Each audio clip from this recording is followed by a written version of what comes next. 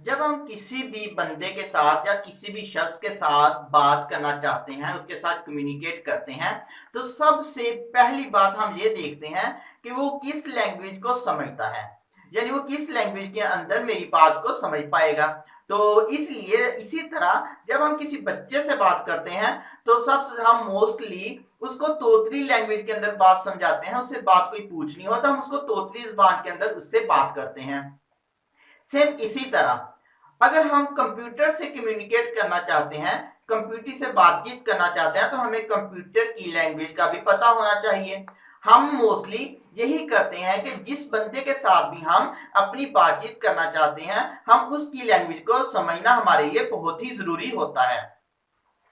मैं अपनी मिसाल लूं, जब भी मैं अपने स्टूडेंट्स को कोई बात समझाने की कोशिश करता हूं तो मेरी कोशिश यही होती है कि मैं वो वाली लैंग्वेज, वो वाली वर्डिंग चूज करूं जिसको वो आसानी से समझ सके।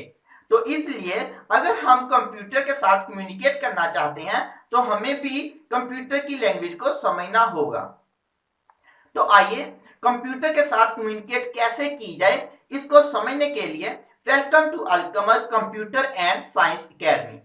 First of all, I introduce myself. Here is Kaleem Ahmed Kamar, MPhil scholar.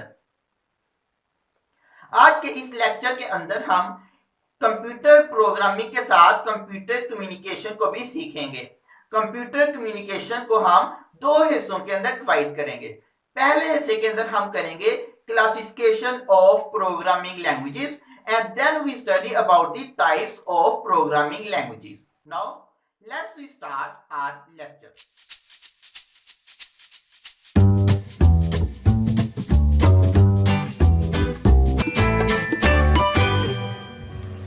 A medium through which we can communicate with each other is known as language. यानी वो वाला मीडियम जिसके थ्रू हम अपनी बात को दूसरे बंदे तक पहुंचाते हैं वो एक लैंग्वेज है। मतलब हम कह सकते हैं कि मीडियम बेसिकली हम कहते हैं वास्ते को, तल्लुक को, जरिए को। यानी अगर हम अपनी बात को किसी दूसरे तक पहुंचाने के लिए हम कौन सा जरिया यूज करते हैं, कौन सा जरिया हम इस्तेमाल करते हैं, वो लैंग्वेज कहलाती है। और अगर हम किसी से कम्युनिकेट करना चाहते हैं तो हम मोस्टली वो वाली लैंग्वेज यूज करते हैं जिसको वो आसानी से समझ सकता है। फर्स्ट क्या, जैसे मैं मोस्टली जब अपने स्टूडेंट्स को कोई चीज़ समझाना चाहता हूं तो मैं मोस्टली वो वाली लैंग्वेज और वो वाली वर्डिंग चूज करता हूं जिसको वो आसानी से समझ सकें, ताकि उनका कंसेप्ट क्लियर हो। इसलिए अपनी बात को कन्वे करने के लिए मैं मोस्टली वही लैंग्वेज यूज करता हूं जिसको वो आसानी से समझ सकें। सेम इसी तरह ही अगर हम कंप्यूटर से कम्युनिकेट करना चाहते हैं, यानी कंप्यूटर के साथ बातचीत करना चाहते हैं, उससे कम्युनिकेट करना चाहते हैं, तो हमें कंप्यूटर की लैंग्वेज को समझना होगा। यानी हमें पता होना चाहिए कि कंप्यूटर किस तरीके से वर्किंग करता है, किस तरीके से बात को समझता है। अब हम ह्यूमन हैं और कंप्यूटर एक अलग चीज है। यानी human and computer both are different objects, दोनों ही अलग-अलग ऑब्जेक्ट्स हैं और दोनों की अपनी अपनी एक मखसूस लैंग्वेज है। ह्यूमन मसलन हम या तो पंजाबी बोलते हैं, उर्दू बोलते हैं, इंग्लिश स्पीकिंग है, तो कंप्यूटर भी अपनी एक मखसूस लैंग्वेज को ही समझता है। यानी कंप्यूटर बाइनरी लैंग्वेज को समझता है, तो दोनों लैंग्वेज मुख्तलिफ हैं। अब जो लैंग्वेज हम समझते हैं कंप्यूटर इसको नहीं समझता, और जो लैंग्वेज कंप्यूटर समझता है हम उसको नहीं समझ सकते। तो इसलिए अगर हम कंप्यूटर से कम्युनिकेट करना चाहते हैं तो हमें इसकी लैंग्वेज को समझना होगा कि कंप्यूटर की कौन कौन सी लैंग्वेज है। कंप्यूटर के साथ अगर हम कम्युनिकेट करना चाहते हैं तो हम उसके साथ कम्युनिकेट करने के लिए एक प्रोग्रामिंग लैंग्वेज इस्तेमाल करते हैं।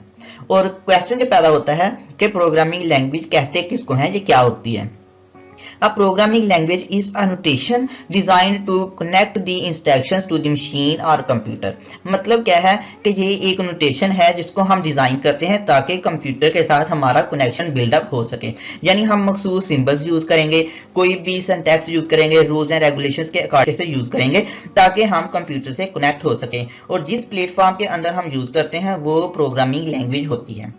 और प्रोग्रामिंग लैंग्वेज मोस्टली किस लिए यूज होती है, टू कंट्रोल दी परफॉर्मेंस, कि यानी हम अपने प्रोग्राम जो भी हमने प्रोग्राम लिखा है उसकी परफॉर्मेंस को चेक करने के लिए हम प्रोग्रामिंग लैंग्वेज यूज करते हैं, या फिर जो एक्सप्रेस दी एल्गोरिदम, ताकि हम अपने एल्गोरिदम को एक्सप्रेस कर सके। अब बहुत सारे स्टूडेंट इस चीज़ को सेम समझते हैं कि क्लासिफिकेशन और टाइप सेम चीज़ें होती हैं, लेकिन इनमें सेम चीज़ें नहीं होती, लेकिन इनमें थोड़ा सा फ़र्क है कि क्लासिफिकेशन क्या होती है, डायरेक्ट पार्टीशन है, और टाइप्स क्या होती हैं, फर्दर सब डिविजन्स हैं। मतलब क्या है कि अगर हमारे पास कोई भी एक चीज़ है, उसको ही हम सिमिलरिटीज और डिफरेंसेस की बेस पे अगर हम उसको दो हिस्सों में डिवाइड कर लें, तीन हिस्सों में डिवाइड कर लें, तो वो इसकी क्लासिफिकेशन होगी। अब जो हमने हिस्से डिवाइड किए हैं, हर हिस्से में से मजीद हम उसकी सब डिवीजन करते जाएं, तो जब हम मजीद सब डिवीजन करेंगे तो वो जो सब डिवीजन करने से जो उसके सब पार्ट्स होंगे वो उसकी टाइप्स बन जाएंगी। मतलब क्या है, डायरेक्ट डिवीजन वो क्लासिफिकेशन है और सब डिवीजन टाइप्स हैं। इसलिए पहले हम क्लासिफिकेशन ऑफ प्रोग्रामिंग को डिस्कस करेंगे, फिर हम टाइप्स ऑफ प्रोग्रामिंग की तरफ जाएंगे। किसी भी प्रोग्रामिंग लैंग्वेज को हम दो हिस्सों में क्लासिफाइड कर सकते हैं, यानी लो लेवल लैंग्वेज और हाई लेवल लैंग्वेज। जैसे कि शुरू के अंदर मैंने बताया था कि कंप्यूटर और ह्यूमन दोनों अलग अलग चीज़ें हैं, यानी डिफरेंट ऑब्जेक्ट्स हैं और डिफरेंट लैंग्वेज ही यूज़ करते हैं। तो उन बेस पे प्रोग्रामिंग लैंग्वेज को हमें दो हिस्सों में डिवाइड कर लिया। यानी पहला हिस्सा क्या होगा, जिसको सिर्फ कंप्यूटर समझ सकता है उसको हम लो लेवल लैंग्वेज कह देते हैं, और जिसको सिर्फ ह्यूमन समझता है उसको हम हाई लेवल लैंग्वेज का नाम दे देते हैं। अब हम इन दोनों लैंग्वेजेस को अलग अलग डिटेल के अंदर समझने की कोशिश करते हैं। लो लेवल लैंग्वेज क्या होती है, फिर हम देखेंगे कि हाई लेवल लैंग्वेज क्या होती है। सबसे पहले हम समझते हैं लो level language. A language that is most understandable language used by computer, यानी वो वाली लैंग्वेज जो सिर्फ और सिर्फ कंप्यूटर ही समझ सकता है, वो लो लेवल लैंग्वेज कहलाती है, उसको हम नहीं समझ सकते। It is far from human and closer to machine, यानी ये इंसान से बहुत दूर की पहुंच गई, यानी इंसान समझ नहीं सकता इसको, और क्लोजर टू मशीन, और वो मशीन यानी कंप्यूटर के करीब तरीन लैंग्वेज को इसको समझा जाता है। अब हम लो लेवल लैंग्वेज की टाइप्स को डिस्कस करते हैं। There are two types of low level language, यानी लो लेवल लैंग्वेज की दो टाइप्स हैं। पहली क्या है, मशीन लैंग्वेज, और दूसरी है असेंबली लैंग्वेज। अब हम मशीन लैंग्वेज की डिटेल को समझते हैं। मशीन लैंग्वेज, जैसे इसकी वर्डिंग ही मशीन लैंग्वेज है, तो इसका मतलब ये होगा कि ये वो वाली लैंग्वेज है जिसको एक मशीन या फिर एक कंप्यूटर डायरेक्टली समझता है। यानी कंप्यूटर को इस्तेमाल करने के लिए, इसको बनाने के लिए सबसे पहली जो भी प्रोग्रामिंग लैंग्वेज इस्तेमाल हुई तो वो मशीन लैंग्वेज थी, इसलिए इसको हम फर्स्ट जनरेशन लैंग्वेज भी कहते हैं। तो machine language consist only strings binary numbers, यानी मशीन लैंग्वेज सिर्फ और सिर्फ बाइनरी नंबर्स को ही समझती है, यानी बाइनरी लैंग्वेज को ही यूज करती है। यानी मशीन लैंग्वेज को हम बाइनरी लैंग्वेज भी कहते हैं। क्यों कहते हैं, क्योंकि ये सिर्फ 0 और 1 की लैंग्वेज को ही समझती है। It is only one language, ये सिर्फ एक ही लैंग्वेज है जिसको कंप्यूटर या मशीन का प्रोसेसर डायरेक्टली अंडरस्टैंड करता है। इसके फायदे क्या हैं कि सबसे बड़ा फायदा इसका यह है कि machine language has very fast execution speed, यानी मशीन लैंग्वेज की जो एग्जीक्यूशन पावर है वो बहुत तेज़ होती है। यानी प्रोसेसर इसको, जब भी हम कोई भी प्रोग्राम मशीन लैंग्वेज में लिखते हैं तो प्रोसेसर की बहुत स्पीड होती है और वो बहुत स्पीड के साथ इसको एग्जीक्यूट करता है। नो नीड लार्जर मेमोरी, इसके लिए हमें कोई ज़्यादा इजाफी मेमोरी लगाने की जरूरत नहीं पड़ती। फास्टर एग्जीक्यूशन टाइम्स, यहाँ इसके मेरिट्स हैं तो वहाँ इसके नुकसान भी होंगे, डीमेरिट्स भी होंगे। सबसे पहले नंबर पे इट इज़ वेरी डिफिकल्ट, जाहिर सी बात है 0-1 की फॉर्म के अंदर अपनी लैंग्वेज को डिस्क्राइब करना बहुत मुश्किल है, इसीलिए ये ह्यूमन लैंग्वेज से बहुत फार है, टाइम कंज्यूमिंग। और ऑब्वियसली 0-1 की फॉर्म में जब हम कोई चीज़, कोई भी कोड लिखेंगे तो वो टाइम कंज्यूमिंग तो होगा ही। It is difficult to find error to debug, यानी इसके अंदर अगर एरर आ जाए उसको फाइंड करना हमारे लिए बहुत मुश्किल है, और अगर एरर मिल भी जाए तो उसको डिबग करना हमारे लिए बहुत ही टफ काम होगा। तो ये वाली मशीन लैंग्वेज को सिर्फ और सिर्फ एक्सपर्ट्स ही यूज कर सकते हैं, तो आम कोई भी कंप्यूटर यूजर या कोई भी प्रोग्रामर इसको आसानी से नहीं समझ सकता। मशीन लैंग्वेज के बाद असेंबली लैंग्वेज आती है, यानी असेंबली लैंग्वेज के अगर हम लफ्जी मतलब को समझने की कोशिश करें तो असेंबली लैंग्वेज का मतलब हुआ असेंबल की हुई लैंग्वेज, यानी इकट्ठी की हुई लैंग्वेज। इसके अंदर होता क्या है कि मशीन लैंग्वेज के अंदर हम 0 और 1 यूज करते हैं, तो असेंबली लैंग्वेज के अंदर हम उन 0 और 1 को मखसूस तरीके के साथ कंबाइन कर लेते हैं, यानी उनकी कम्बिनेशन बना के उन कम्बिनेशन को यूज करते हैं, तो इसलिए हम इसको असेंबली लैंग्वेज का नाम दे देते हैं। It is a second generation language, यानी ये सेकंड स्टेप की लैंग्वेज है। पहले स्टेप की मशीन है तो दूसरे स्टेप की असेंबली लैंग्वेज है। Assembly language is also low level language, ये लो लेवल लैंग्वेज है but little bit higher than machine language, machine assembly language के अंदर हम मखसूस कोड यूज करते हैं जिसको हम मेनोमिक कोड का नाम दे देते हैं, और ये कह लें कि सिंबल्स हैं जो हम यूज करते हैं। तो जैसे मशीन लैंग्वेज के अंदर हम 01 यूज करते हैं, तो असेंबली लैंग्वेज के अंदर हम ऐड करने के लिए यानी जमा करने के लिए हम ऐड का सिंबल यूज करते हैं। प्रोग्रामर को डिजाइन करने के लिए यानी अगर हम असेंबली लैंग्वेज के अंदर कोई भी प्रोग्राम डिजाइन करना चाहते हैं तो उस प्रोग्रामर को हार्डवेयर की स्पेसिफिकेशन का डीपली नॉलेज होना चाहिए। हार्डवेयर की स्पेसिफिकेशन को उसको जानना चाहिए कि हार्डवेयर, क्योंकि assembly language basically hardware dependent है। It makes programming process faster, ये प्रोग्रामिंग प्रोसेस को फास्ट कर देती है, क्योंकि जहाँ पे हमने 01 लिखना था वहाँ पे हम उसका कोड यूज कर लेते हैं, तो हमारे लिए उसकी कोडिंग करना आसान हो जाता है। अगर कोडिंग करना आसान है तो उसके अंदर एरर को फाइंड करना और उस एरर को रिमूव करना भी आसान होता है।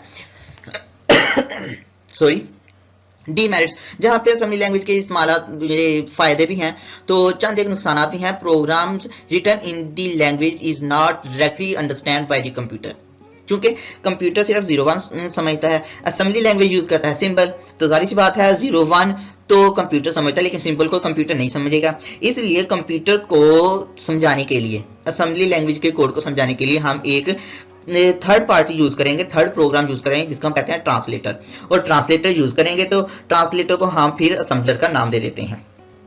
It is hardware dependent language to are fast only thing, मसलन क्या है कि ये हार्डवेयर लैंग्वेज है और ये आउटकम की बजाय जो भी हमने मसला कोई भी प्रॉब्लम दिया गया है उसकी बजाय ये हार्डवेयर की स्पेसिफिकेशन पे ज्यादा फोकस करती है।